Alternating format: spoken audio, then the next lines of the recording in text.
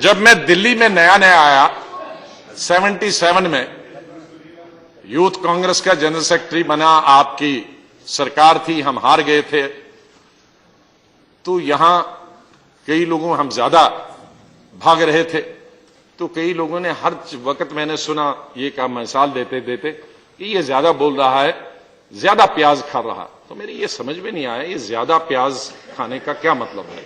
हमारे तो अलग मिसाल है। तो मैंने एक आध बुजुर्ग से पूछा कि ये ज्यादा प्याज खाने का क्या मतलब है। कहा ज्यादा प्याज खाने का मतलब है कि एक ब्राह्मण मुसलमान बन गया। अब ब्राह्मण तो प्याज खाता नहीं, जो असली ब्राह्मण हमारे ट्रेजरर साहब बिल्कुल प्याज नहीं खाते। क्या प्याज नहीं खाता, लेकिन मुसलमान बन गया और मुसलमान ज्यादा प्याज खाते हैं। तो अब ये मुसलमानों की जब मीटिंग में जाता है तो वहां कैसे ये बता दे कि मैं पक्का मुसलमान हूं, ये ज्यादा प्याज खाता है। तो इसलिए जो हम उम्र भर प्याज खाए हैं, हमको नेशनलिज्म 24 घंटे कहने की जरूरत नहीं है। जो नया नया प्याज बने हैं मुसलमान, उनको ज्यादा नेशनलिज्म कहना कि हम हैं नेशनलिस्ट है, हम नेशनलिस्ट है। या आप ज्यादा प्याज खाने वाले हो, इसलिए ये ज्यादा प्याज खाने से आपका ये तो नहीं कह सकता कि आप कौन सी जंग लड़ी, कौन बहादुर शाह जफर के वक्त में आप कहां थे, पहली जंग की लड़ाई में, दूसरी कहां थे, तीसरी कहां थे, गांधी के साथ कौन था, कौन किस जेल में गया, कौन कितने साल रहा, कौन पानीपत ये काला पानी चला गया, कौन कहां, वो सब कुछ है नहीं। तो इसलिए ज्यादा प्याज तो खाना है, स्वाभाविक है, खाइए आप। इतना प्याज मत खाइए कि वो कम हो जाए। इसलिए ये हमको मत बताइए कि राहुल गांधी वहां गया, कौन उसके पूछो नेशनलिस्ट है कि नहीं।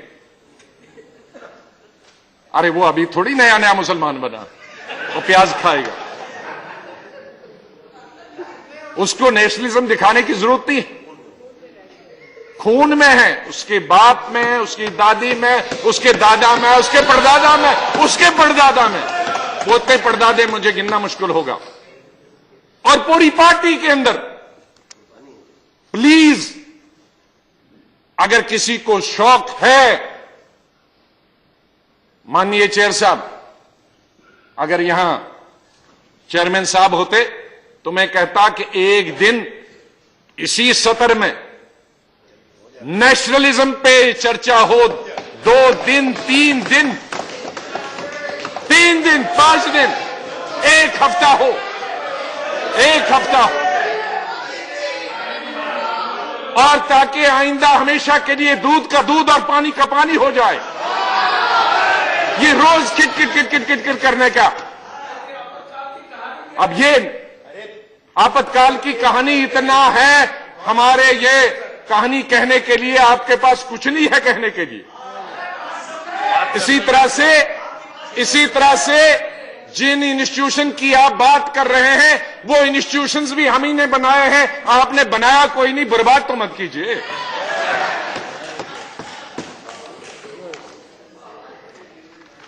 इन इंस्टीट्यूशंस को चाहे टेक्निकल हो, एकेडमिक हो, या हेल्थ की से हो, ये भी उसी ऑर्गेनाइजेशन और सरकार ने बनाई है, पंडित जवाहरलाल नेहरू से लेकर अभी तक।